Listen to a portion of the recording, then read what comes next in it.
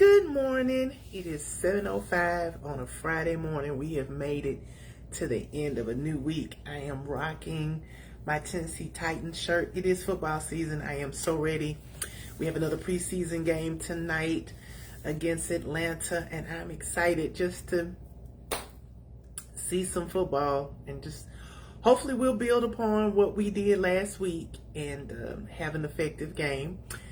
I want to give a shout out to my stylist, Miss Laney from Laney's Touch. She's amazing. This is a wig. It's a braided wig. I got it from, it's either Love Me or Jaleesa. I can't remember right now off the top of my head. But I wanted to have a braided wig, something that I can wear. And I've been wanting to rock a salt and pepper look because my real hair is salt and pepper. So, hope you like it. I love it. If you don't like it, oh well. But just wanted to give that shout out because I look different. But it's also time, we're here to talk about part 3 of our series for the month of August about trauma. And again, very transparent, working on my own trauma and really having an opportunity to look at my relationships. And one of the things that really stuck out to me, and I was having a conversation with someone about it, was about how we connect to relationships. And really sometimes these relationships are formed through trauma bonding. So let's dive in and talk about what is trauma bonding. Well, trauma bonding is a strong emotional attachment that forms between a person experiencing abuse and their abuser.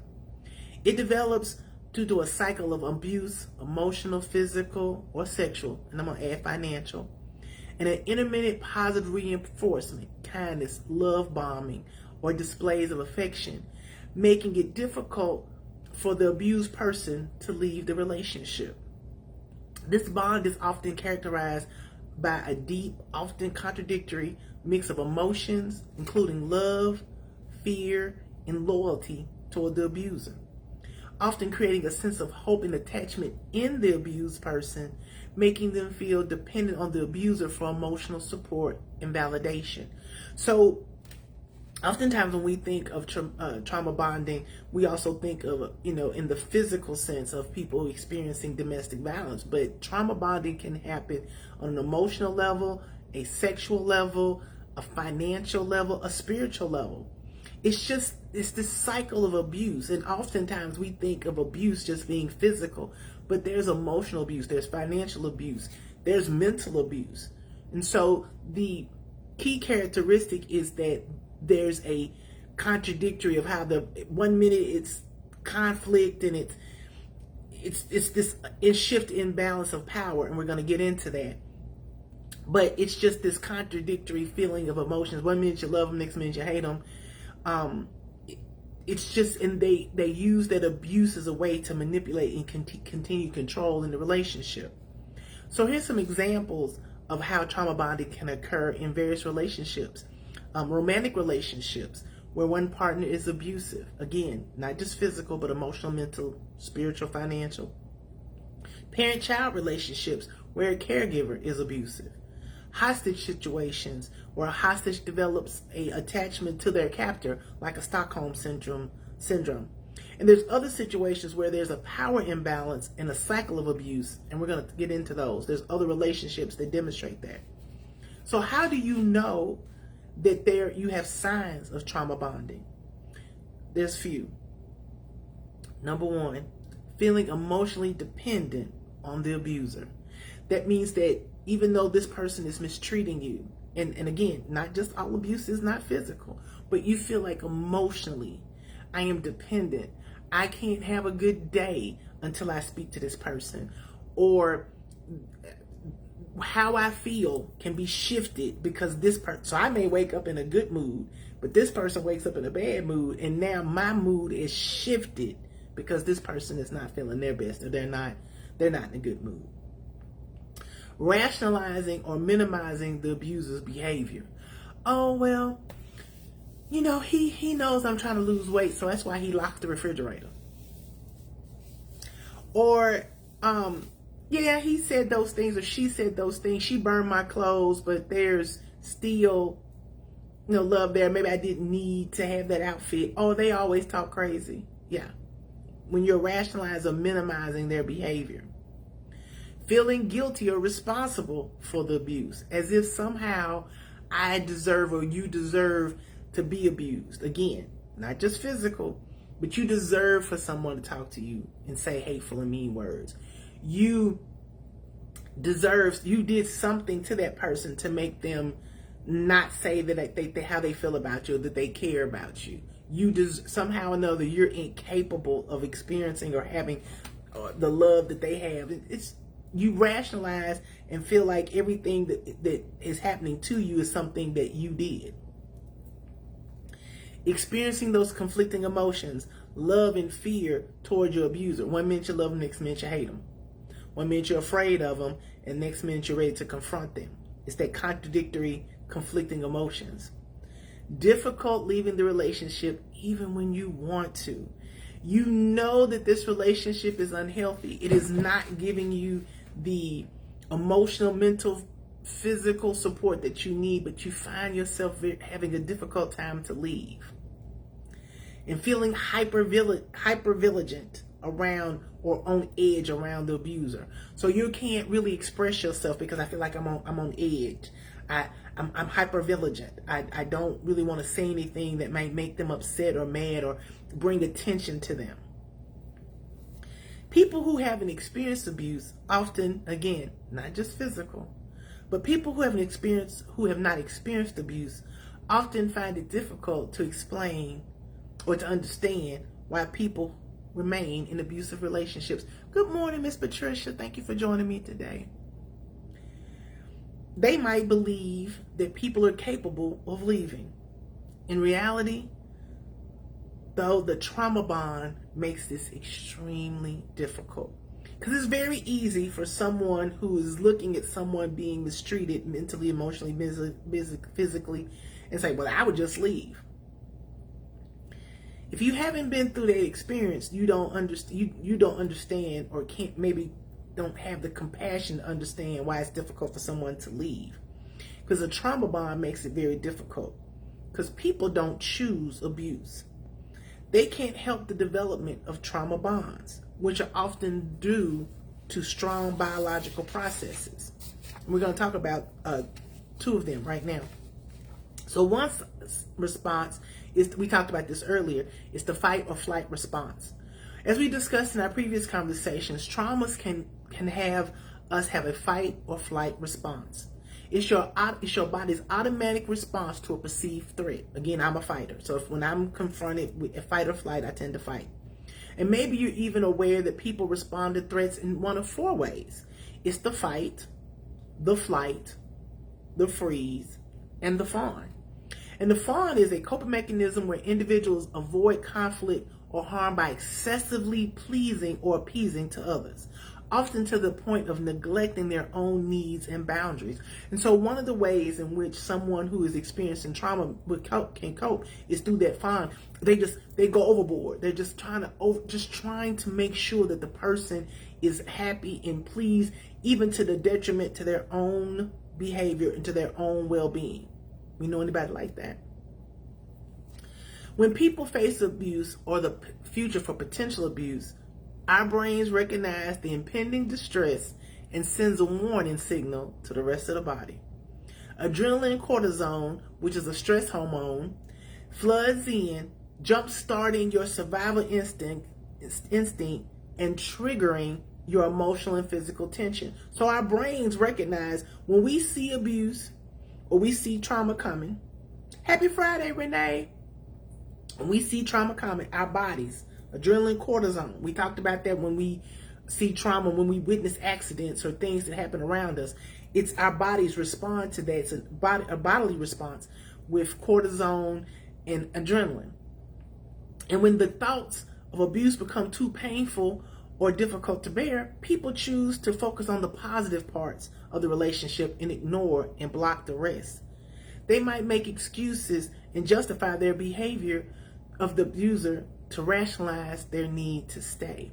So to have compassion, when we see someone that's in relationships that's trauma bonding, abusive, our response should not be, well, I just would leave. We need to have compassion and understand that hormones do play a part. We have those fight or flight responses, and there's also the biological part of it, because hormones can be a powerful reinforcer. Apologies, gifts, or physical affection offered by the abuser can serve as rewards to help reinforce that rush of relief and trigger through that dopamine release. And so physical affection and intimacy also prompts the oxytocin hormone, which is often called the love or the cuddle hormone, that can further strengthen the bond. So not only is it physical, emotional, because I'm attached to this person, I have these feelings with this person, but then we know our body responds physically. Our hormones play a part. And so when we think of these definitions, we often think solely of romantic relationships, but trauma bonding can happen in family and friendships. Do any of these signs sound familiar when dealing with certain people? Walking on eggshells, feeling like you constantly have to monitor your words and actions to avoid upsetting the friend or family member. Fear of abandonment, feeling like you can't live without the other friend or family member's relationship, even though the relationship is unhealthy. Ignoring those red flags, rationalizing and excusing the other friends or family members' behavior, negative behavior. Obligation and guilt, feeling obligated to support the family or the friend or family member, even when it's emotionally draining. Emotional manipulation. The friend, family member uses guilt, shame, or threats to control your behavior. Good morning, Cousin Francis. Thank you for joining me today. And I wanted to put that out there because a lot of times when people think, again, of trauma bonding, it's always a romantic relationship. You can have trauma bonding with your friends and with your family. That doesn't, just because you're connected to them, exactly, Dr. Woods, thank you for saying that, no one should be in that zone. Whether it's with relationship or friendship, if you can't show up as your authentic self, if you can't be that person who speaks truth in any relationship, yeah, you're walking on eggshells. And again, a lot of times people think of trauma bonding just as being in a romantic sexual relationship, and it's not. You can have friends and family members in which you are involved in a trauma bonding relationship. So then how do we break the bond? People who experience abuse in childhood often feel drawn to similar relationships in adulthood because, again, our brain already recognizes the highs and the lows of the cycle. Let me repeat that. People who experience abuse in childhood, again, not just physical abuse, emotional, mental, spiritual, financial abuse, feel drawn to those similar relationships. We attract what we know. We know that. We attract what we know. And so when we've been victims of abuse in our childhood, our brains recognize that trauma in other people. They recognize their relationship in other people. So we become attracted to that. And this trauma bond creates a powerful, although unhealthy, attachment, which makes it incredibly difficult for you to leave that person. And the history of trauma makes it even harder to break those trauma bonds. But you can learn to stop this cycle. Because again, because you're doomed to repeat a lesson until you learn from it. You're going to repeat the same lesson. It's just going to come in different people and different circumstances until you learn from it. I'm talking to the choir now. I'm preaching to myself. You will continue to meet the same person or the same spirit in different people, whether it be friends or family, until you learn how to break the cycle. And I have 6 tips for you. Get through these 6 tips. Number 1, know what you're dealing with. Recognizing the existence of the bond is the first important step. Of course, when it comes to abuse, it's easier said than done, particularly when it's abuse that's not physical, because a lot of times we have a difficult time saying I'm being emotionally, mentally, verbally abused, because again, we've in this society limited abuse to just physical, but abuse is all of those things. And so when it comes to recognizing abuse, it's easier said than done. To find indications of abuse and recognize the signs of trauma bonding, here's some things to try. Number one, keep a journal. Write down things that happen in the relationship so you can begin to identify patterns and notice problems with the behavior that may have not seemed abusive to you in the past. And so maybe, because you grew up in a home where people were verbally abusive and they cursed you out all the time and they called you stupid and dumb, and you didn't recognize that that was a form of abuse. You thought that was normal. But by keeping a journal, you can begin to write, I don't like it when people call me stupid and dumb. Good morning, Miss Anita. Y'all know how I feel about my auntie. So you may not have recognized that that was a cycle of abuse. So writing down, keeping a journal, saying, this person calls me stupid every morning. When I say I love them, they don't say I love you back. There's and I use this a lot in coaching, is a pay for play. If I want a relationship, you got to pay for it. And not just, again, financial, but I got to pay with it emotionally, physically. So by keeping a journal, you can recognize those patterns. Also, number two, seek perspective. Pretend you're reading a book about your relationship. It's often easier to examine those negative events when you have a sense of detachment. So when you are, when you're reading it as if it's a book, you can recognize and go, that's not a good pattern. I see that. So almost like take yourself out of the situation and read it like it's a book. And number three, talk to loved ones. Loved ones can offer an essential perspective. They can challenge yourself to listen and make real effort to consider the accuracy of your observations. And so a lot of times we can't see the forest for the trees, but our friends and our family and our loved ones can see things that often we miss. So talk with someone that you love and that you trust. Number two of how to break the cycle is avoid self-blame. Believing you caused the abuse or brought it on yourself can make it harder to exercise your autonomy, effectively keeping you in a relationship. So when you play the blame game, when you blame yourself for all of it, it keeps you in the relationship, because if you believe that you're the reason that this abuse is happening to you, then you also believe that you're the person who can stop it. If you're playing the blame game, if you're putting self-blame on yourself, you're thinking, I'm the cause of this, and if I'm the cause, then I can make it work. Remind yourself that abuse is never your fault. No matter what you may have said or done, how deeply you feel loneliness or life without them, or how many times you've gone back in the past, you do deserve better. And replacing that self-criticism and blame with positive affirmations and positive self-talk can begin to have this truth take hold. So, and again, we've talked about this numerous times. When those negative thoughts pop up, you have to challenge it immediately. When those, I'm not worthy, where did that come from?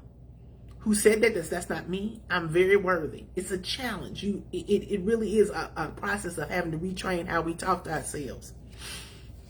Number three, set boundaries. Set clear boundaries and communicate them, even if they're ignored. Because probably one of the things that people say, well, I'm not going to say my boundaries because they don't pay attention. It doesn't matter. Setting boundaries and speaking them out loud is not just for that person to hear, but it's also to reinforce in your own self, this is a boundary for me.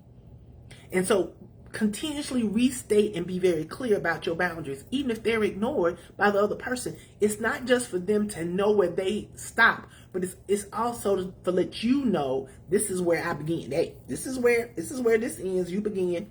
This is it right here. So not just speaking it is not just for them, it's for you. And number four, cut contact off completely. Once you decide to leave this relationship, disrupt the cycle by ceasing all communication. If you're a co-parent, this may not be as possible, but a good judge, lawyer, and a therapist can help you plan and maintain contact, but only as it's necessary regarding to the children. Also, create physical distance by finding a safe place to stay, such as with a relative or friend. Also, consider changing your phone number if possible. And what this means is, if once you've decided that this relationship isn't working for me, again, this isn't just, I want to emphasize this. I've had to do this with friends and some family. When I realized that the relationship was toxic and full of trauma, and the bond was not a bond of connectedness through love, but through manipulation and control, I got to end that. I had to cut that off. Number 5, prioritize self-care. Focus on your own needs and well-being, and find healthy ways to cope with the emotional impact of the relationship. So again, if you decided to end the relationship, friendship, familyship, and you've cut off communication, prioritize your self-care. Make you a priority. Take long walks, take hot baths, but make sure that you're doing things that are going to replenish your soul and your spirit. Number 6, get professional help. While you can take action to begin weakening the trauma bond on your own, these bonds tend to be strong and hold fast. So it may not be easy to break free without professional support, and that is okay. A therapist can teach you more about the patterns of abuse driving your trauma bonding, and their insights can provide a lot of clarity. So again, if you're trying to break trauma bonds, that is where a therapist comes in. As a life coach, I can help you work through some going forward of how you want to, set boundaries and prioritize your self-care. But that deep level of trauma bonding, that's a therapist role. And I strongly encourage you, because there's nothing wrong with having a doctor, a therapist, and a life coach. I know plenty of people who have all 3. So that's where the role of a therapist really comes to play. And lastly, often people will say, well, this is a soul tie that I have with this person, and that's why I stay in this relationship with this romantic family or friend. While soul ties and trauma bonds describe a deep, intense emotional connection, they differ in nature and origins. A soul tie is a broad term for a deep, often spiritual bond between two people, and that can be negative or positive. A trauma bond, on the other hand, specifically refers to an unhealthy attachment formed in the context of abuse and trauma, characterized by a cycle of abuse and intermittent positive reinforcement. They are not the same. Jump in the chat, let me know what you think about trauma bonding. As we talk about and think about what trauma bonding is, can you look at relationships that you may have had where you know what? We were connected by that shared trauma. I saw previous trauma in my life, and that's why I connected to you. That's why I held on to this relationship, because this was familiar. The way you talked to me was familiar. I learned that as a child, or the way that you controlled the money or anything like that was something that I learned early, and I was drawn to you. It is so important that's the first step, recognizing that level of trauma bonding, what connects you to that person. Listen, I use her a lot, and I know she don't care because she know I love her. But Renee and I have a close relationship. That's my girl. That's my dude. I thought she know not dude, but that's my girl. And that intense relationship is positive, and it's never negative. And she feeds into my spirit. I don't have to walk around on eggshells. I can be myself. So that's what connects you. And anytime that you have to be less than yourself to be in a relationship with somebody, whether it's romantic or friendship, you need to get out of it, because you deserve to be the best version of you. And people who really love you want that from you. So I'm going to give my 2 love notes. My first love note goes to Monique Taylor. She's a fellow content creator. She's always kind and has a great word for me. I'm going to drop her link in here as well. So let's like and please and follow, share her page. And another content creator and friend is Carmen Davis. I'm going to put her page and her information here. And again, it costs us nothing to like and share each other's pages and like and follow. So please, if you Follow Dr. Woods, follow anybody on this thread, because that's so important. It doesn't cost anything for us to like and share one another's posts. And as we get ready to come to a close, y'all do my reading, and it's from Who? My girl Morgan Rich Oliver, her book, The Strength That Stays. And I thought this was very appropriate for today. Often we allow our exposure and unmet expectations to lead us to immeasurable offenses or insecurity. We become so wrapped up in how it looks, how we feel, or what other people think that we find ourselves blinded by pain, bitter about what we deem unfair, and unnecessarily suffer as we find ourselves unable to break through the invisible weight that seems to consume our mind and our movements. Imagine how much peace and progress would come in our lives if we shifted our perspectives to focus not merely on principles, but also find solace and strength in the greater purpose of it all. People will hurt us, and we will hurt ourselves and others knowingly and unknowingly. We will endure heartaches and hard times that will shake us and even cause us to stumble. But if we shift the internal question from why is life happening this way to what is God trying to teach me, we will discover that in the depth of our discomfort lies a greater level of self-discovery, which requires a greater dependence on God. The strength that stays. And I want to thank you for joining me today. I hope this information is very beneficial. I hope that you recognize that the trauma bonds that are in your life, and then be able to break that cycle, because you deserve to be happy. I hope everybody has a great Friday. I hope you have a great weekend, and I will see y'all next time. Take care. Bye-bye.